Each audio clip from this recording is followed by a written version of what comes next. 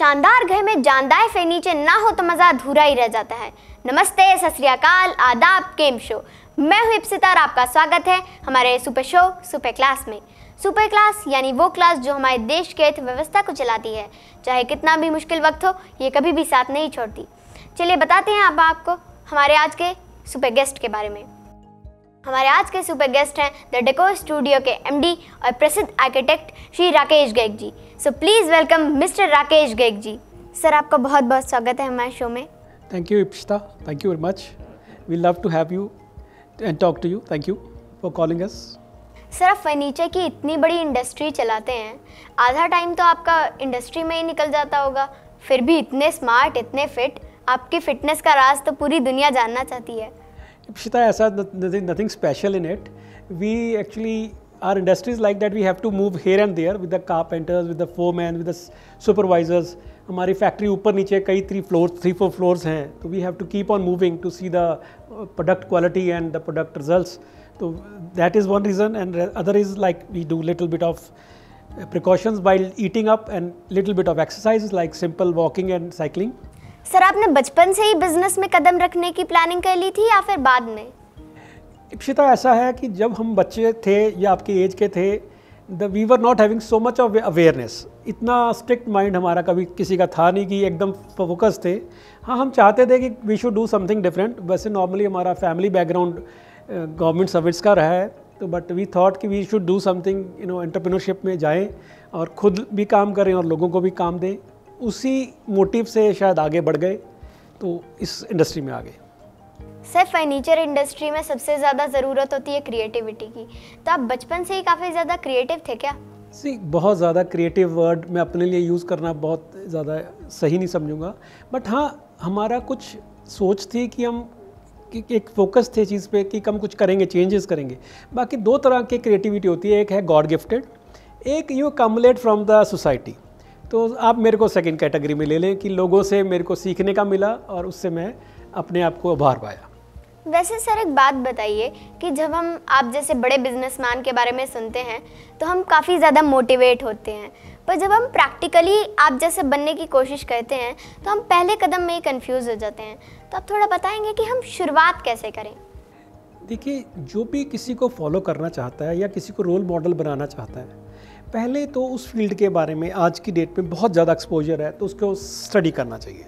दूसरा, कभी भी एक या दो गो में अपने आप को असेस नहीं करना चाहिए, क्योंकि life has to keep on trying. Even we are trying right now, तो इट इज़ नेवर एंडिंग। अगर आपको अपने आप को अपग्रेड करना है, you have to keep on learning. तो वो लर्निंग एक्सपीरियंसेस अगर आप फेलियर में ले लेंगे तो that is very bad. If you keep on doing it and you will get the success. थोड़ा लेट हो सकते हैं, but you will get the success. Sir, वैसे जब आप कॉलेज में थे तो मैंने सुना था कि आपने अपनी एक कंपनी बनाई थी और आप सारे दोस्त उसे मिलकर चलाते थे। तो और साथ में चलाते ही नहीं थे, बल्कि उस कंपनी में ज़बरदस्त मुनाफा भी कमाया था। तो आप बताएंगे कि मतलब कैसे कर लेते थे आप लोग? ऐसा है कि when we were in college, तो हमारे ग्रुप ऑफ फ्रेंड्स थे, तो हर एक बंदे की क्वालिटी, एक पर्सनैलिटी होती है, क्वालिटी होती है। वो क्वालिटी क्या थी? जैसे मेरे लोगों से socialisation was from the very beginning बहुत अच्छा था। मेरा कनेक्ट बहुत अच्छे बन जाता था। भगवान की बहुत कृपा रही है कि we have a good friend of मतलब good friend among the people. तो दैट वाज आवर स्ट्रेंथ। तो 2-3 हमारे फ्रेंड्स थे जो टेक्निकली बड़े साउंड थे, बट पढ़ाई में उनका मन नहीं लगता था। इवन इंजीनियरिंग कॉलेज में उन्होंने बहुत अच्छा, चंडीगढ़ इंजीनियरिंग कॉलेज मतलब पैक से वो कर रहे थे पढ़ाई, but during that time they were not focused towards the studies, but they were focused toward the technicality things. तो उन्होंने एक नेट से कुछ चीज़ ग्रैस्प की और उसको हमने इनकॉर्पोरेट किया, और वो बैंक्स के लिए बहुत यूज़फुल थी technique. It was like if the new customer comes in, you have to don't need to fill up the form, it was automatically filled by just the computer. So that time it was a new technology, so that we invented, so that we experimented, basically not invented, we experimented, and that was a success. So with that we had a good exposure और हमारा अच्छा चला। फिर by chance घर वालों को उतना उस वक्त उस एज में they cannot trust you too much, क्योंकि आप कॉलेज में अगर कहें कि मैं अभी एंटरप्रेन्योर बनना चाहता हूँ, तो वो कहेंगे नहीं, पहले पढ़ाई फिनिश कीजिए। तो सब ने पढ़ाई फिनिश की, तो उनमें से कुछ लोग बहुत अच्छे ऑफिसर्स भी लग गए, तो वो चेन ब्रेकअप होगी, बट हमने भी had a good time. Sir, वैसे आपको कॉलेज में ऐसे आइडियाज़ आते कहाँ से थे? This is, you come to know so many experiences आप हम चाहते थे कि कुछ नया करें, कुछ एंटरप्रेन्योर डेवलपमेंट, वो पार्ट हमारे में था कि we should do something, we should not sit like, ये ना हो कि पिताजी के मतलब पैसे हैं तो वी आर एंजॉइंग, तो वी शुड मतलब वी वर फोकसिंग ऑन कि हमारे जो पर्सनल खर्चे एक्सपेंसेस हैं we should easy to spend. तो उसके इंस्पिरेशन में ही we started the business and then it went on. Sir वैसे आपके साथ ऐसा कितनी बार हुआ है कि आपको एक डिज़ाइन का ऑर्डर दिया हो और अचानक से ही आपको दूसरे डिज़ाइन की डिमांड कर दी गई हो, और आप इसको कैसे हैंडल करते हैं? इप्सिता, ऐसा है, ये नॉर्मल आज की डेट में रूटीन हो गया है, क्योंकि sometimes the customer is not very clear about the thoughts. वो हमें अपने मनपसंद चीज़ कन्वे करता है और we try to make what is the demand, but sometimes वो इतना कन्फ्यूजन में होते हैं and they are not clear about the thoughts, they get says कि सर अभी हमें ये नहीं, ये चाहिए। नॉर्मली ऐसा हम कस्टमर को जब समझाते हैं वो समझ जाता है, बट फिर भी अगर कुछ इशू आता है तो we keep it and we make it new for them, क्योंकि जो हमारा क्वालिटी है वो हमेशा हम इक्वलेंट ही रहती है और we keep a good quality, so we don't have that problem कि वो बिकेगा नहीं, because we had a confidence कि हमारा जो बन रहा है वो बिकेगा। It will take little time but वो बिकेगा। तो हम इसलिए किसी को फोर्स नहीं करते, अगर चेंज भी कर लेता है we try to listen to them. Customer is like we treat him very good, मतलब आप जैसे अगर वो चेंज करता है हम करते हैं, हम अपना टेम्परामेंट या छोटे प्रॉफिट के चक्कर में we don't want to lose it. Sir वैसे आपने अभी तक कोई ऐसा डिज़ाइन बनाया है जो आपको खुद बहुत पसंद आया हो? ऐसा है कि ऐसे बहुत डिज़ाइंस हैं, क्योंकि लाइक जो भी डिज़ाइन हमारी फैक्ट्री में बनता है it's like a bringing up a child, तो we treat that product as our child and it's we protege है वो हमारी, हम उसको पैदा करते हैं, बनाते हैं, शेप अप करते हैं, तो हमारे लिए सब इम्पॉर्टेंट है और सब सुंदर हैं, बहुत हमारे दिमाग पे उनका असर और उनका जहन रहता है। बट ऐसा है कि हमने एक स्पेशल प्रोजेक्ट किया था गवर्नमेंट ऑफ इंडिया के लिए on behalf of government of Haryana, Edusat, जिसके थ्रू हमने एक स्टूडियोज़ बनाए थे, और उस स्टूडियोज़ के थ्रू टीचर्स जो वेल क्वालिफाइड टीचर्स हैं वो बच्चों को डिस्टेंस एजुकेशन के थ्रू अपना क्लासेस लेते थे, और वो डिस्टेंस एजुकेशन के थ्रू वो सारे गाँव में, मोर रिमोट एरियाज़, वहाँ पे वो लेक्चर्स जाते थे। तो that I really feel very good कि that we have done it, we feel very proud of it. Sir आपके कुछ ऐसे दोस्त जो आपकी कंपनी चलाने में आपकी बहुत मदद करते हो? मेरे सभी दोस्तों ने मेरा बहुत ज़्यादा साथ दिया है, as a society, as a friends, as expertise. तो मैं किसी का स्पेशलाइज नाम नहीं लूँगा। हाँ, मेरी फैमिली ने बहुत इंपॉर्टेंट रोल प्ले किया है, भैया, वाइफ, भाभी, सारे फैमिली, मतलब they everybody inspired me and they always kept on supporting my ideas and my deeds. Sir आपकी कंपनी द डेकोर स्टूडियो की स्पेशलिटी क्या है? Ipsita ji, we do all type of interiors, furniture, wardrobes, kitchens, जिसमें हमारी machines जो हैं वो सारी बड़ी प्रिसिशन वाली हैं, जर्मन हैं, और उसको हम कस्टमाइज़ करते हैं आपकी स्पेस के हिसाब से, अपने आइडियाज़ दे के कि आपका घर बहुत सुंदर लगे, क्योंकि उस सुंदरता से ही हमें आगे कस्टमर आएगा। एंड वी वांट कि यार हमारा कस्टमर है जो वो बहुत खुश हो और वो बड़ा प्राउड फील करे हमारे फर्नीचर को लेके। सर जब आपने अपना बिजनेस शुरू किया तो आपको कितनी मुश्किलें आईं? ऐसा है कि बिगिनिंग में एज अ न्यू एंटरप्रेन्योर आपको डिफरेंट डिफ़िकल्टीज़ आती हैं।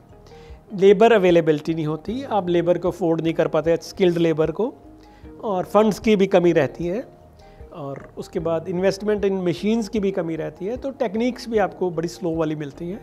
शुरू में वो प्रॉब्लम सबको आती हैं, हमें भी आई। उसके बाद ये एरिया अंडर डेवलपमेंट था, तो कुछ लोग यहाँ आना भी नहीं चाहते थे, तो बट अभी 10 वर्कर्स आर कमिंग इन, हमें कुछ एक्सपीरियंस भी हो गया, रॉ मटेरियल में भी हमें पता नहीं था where to buy the best material and the best prices. अभी आहिस्ता आहिस्ता जैसे टाइम हो गया, हमें 22 ईयर्स हो गए हैं, तो keep on learning and keep on gaining, तो इसके हिसाब से हम we keep on changing. Sir आपकी कंपनी में अब तक का सबसे अजीब डिज़ाइन कौन सा है? ऐसा है कि अजीब डिज़ाइन तो we cannot say what is अजीब, बट हाँ ऐसा है कि कुछ ऐसे डिज़ाइंस हैं जो हमें बड़े कस्टमर ने या आर्किटेक्ट्स ने या किसी बाहर से फर्नीचर डिज़ाइनर ने ऐसे दे दिए हैं जो हमें देखने में बड़े डिफरेंट लग रहे थे। मैं अजीब वर्ड नहीं यूज़ कर, डिफरेंट थे, वो अट्रैक्टिव थे, वो अपने आप में एक सुंदर पीस थे। मैं पहले ही बोल चुका हूँ कि जो भी पीस हम क्रिएट करते हैं अपनी फैक्ट्री में, हम उसको अपना बच्चा समझते हैं, हमारा तो वो प्रोडक्ट है, हमें बहुत ही सुंदर लगते हैं, तो इसलिए we can not say that कि वो अजीब थे। सर आजकल के मॉडर्न फर्नीचर का ट्रेंड क्या है? बड़ी इंटरेस्टिंग क्वेश्चन है ये। मॉडर्न फर्नीचर में स्ट्रेट लाइन ज़्यादा इन है, क्योंकि youngsters people love it, straight line European styling. उसके बाद एक रोमन क्लासिकल फर्नीचर जो पहले वुड से कार्विंग वगैरह होता था, that is also in trend. So it depends upon the custom to custom and the nature of placement, कहाँ और कैसे प्लेस करना है। तो वो दोनों तरह के फर्नीचर ट्रेंड में हैं, पर ज़्यादातर जो यंगस्टर्स हैं, जो मॉडर्न बच्चे हैं, वो स्ट्रेट लाइन और सिंपल फर्नीचर ज़्यादा पसंद कर रहे हैं। सर वैसे आपकी हॉबी क्या है? मेरी हॉबीज़ है लोगों को मिलना, लोगों के बारे में जानना और उनके व्यवहार के बारे में जानना, सामाजिक सिस्टम के बारे में जानना। I love music, I love spending time with my family and I love Hindi movies. Sir एक बिजनेसमैन एक कलाकार भी होता है, और आज हम उस कलाकार को थोड़ा बाहर निकालना चाहेंगे। मैं एक डायलॉग बोलूँगी और आपको उसको रिपीट करना होगा। तो डायलॉग है, नाम कौना नहीं है हमारा, ना जाने का है सब पी के बुलावत हैं। जी ज़रूर, कोशिश करता हूँ। नाम कौना नहीं है हमारा, ना जाने क्यों लोग हमें पी के बुलावत हैं। बहुत अच्छा था सर, एक बहुत अच्छी ट्राई थी। शुक्रिया। सर जैसे जैसे लोग मॉडर्न होते जा रहे हैं, वैसे वैसे उनके शौक पुराने ज़माने के होते जा रहे हैं। क्या फर्नीचर डिज़ाइनिंग में भी कोई ऐसा उभर के आया है कि आप किचन डिज़ाइनिंग कर रहे हैं और किसी ने आपसे कह दिया हो कि एक चूल्हा बना दीजिए ज़रा? बिल्कुल सही कह रहे हैं। आजकल ऐसी डिमांड्स आ रही हैं जो लोग अपने आप को अपने पुराने कल्चर से जोड़ना चाह रहे हैं, क्योंकि हमारा कल्चर मिक्स हो गया था with the impact of European society. हम खड़ा होकर खाना बनाना किचन्स में, तो वो ज़्यादातर चलता नहीं था हमारे घरों में। हमारे घरों में ज़्यादातर चूल्हे ही चलते थे। बट अब जैसे जैसे लोग दोबारा अपने कल्चर से जुड़ना चाहते हैं, तो ऐसी डिमांड्स आ रही हैं, बट वो मॉडर्न टाइप में आ रही हैं। वो चूल्हा जो है वो इलेक्ट्रिकल चूल्हा होता है, नॉर्मली वो चूल्हा नहीं होता जो लकड़ी से जलता था। सर सवालों का सिलसिला तो चलता ही रहेगा, लेकिन हमारे शो का एक सेगमेंट है झूठ बोले कौवा काटे। इसमें मैं आपसे कुछ सवाल पूछूंगी और आपको उसके जवाब देने होंगे। अगर आपने सही जवाब दिया तो ग्रीन बजर दबेगा, और अगर गलत दिया तो रेड बजर दबेगा। तो चलिए शुरू करते हैं। आप तैयार हैं? जी। पहला सवाल, कभी आपको बहुत तेज गुस्सा आ गया और आपने किसी को मार दिया हो? हाँ जी, हुआ है।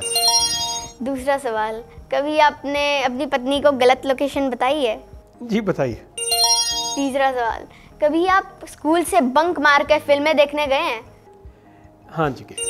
और अगर आपके बच्चे आपको बंक मारते हुए दिख जाएं तो आपका क्या रिएक्शन होगा उस पर? ऐसा है कि आजकल की जनरेशन बड़ी मॉडर्न है और बड़ी समझदार है। उनको फिर भी गाइडेंस की ज़रूरत होती है, that will as a parent will try to give. अभी उनको इन्फोर्स नहीं कर सकते कि आप ना जाएं या बंक करें या उनको चेक करें, तो इसलिए will try to tell them. जो हमारे साथ पहले पेरेंट्स सख्ताई से पेश आते थे, अब it has the more friendly attitude. आपने स्कूल में एग्ज़ाम के वक्त कभी नकल मारी है? जी, ऐसा है, बचपन में कहीं ना कहीं सबने कुछ ना कुछ किसी से लिया है, चाहे वो नकल में उसकी अकल हो या उसका पेपर हो। जी, हमने भी लिया है। आपकी ज़िंदगी का कोई ऐसा खास वाक़या जो आप कभी ना भूल पाए हो? हाँ, वेरी इंटरेस्टिंग थिंग क्वेश्चन। हम लास्ट ईयर जब कोविड से पहले विद द फैमिली हम ट्रैवल कर रहे थे यूरोप में। वहाँ पर Covid was on the full flow. बड़ी मुश्किल से अपने इतने लंबे कैरियर में टाइम ब्रेक मिला था हमें, तो हम 1 महीने की छुट्टी पे जाना चाहते थे, वहाँ पे एंजॉय करना चाहते थे। But in the meantime we have to come back. But जितना हमने देखा, we are happy with that. हम सकुशल वापस आ गए, that is very good. Parents हमें मिलके उनकी आंखों से आंसू आ गए थे। अगर हम वैसे गए थे घूमने, पर ऐसा लग रहा था कोई युद्ध से वापस आए हैं। सर बहुत बहुत शुक्रिया, आपने अपने बिजी शेड्यूल में से हमारे लिए इतना सारा समय निकाला, इसके लिए बहुत बहुत धन्यवाद। मैं उम्मीद करती हूँ कि हमारे दर्शकों को भी ये शो बहुत पसंद आया होगा। तो मिलते हैं अगले शो में एक नए गेस्ट के साथ। तब तक के लिए गुड बाय।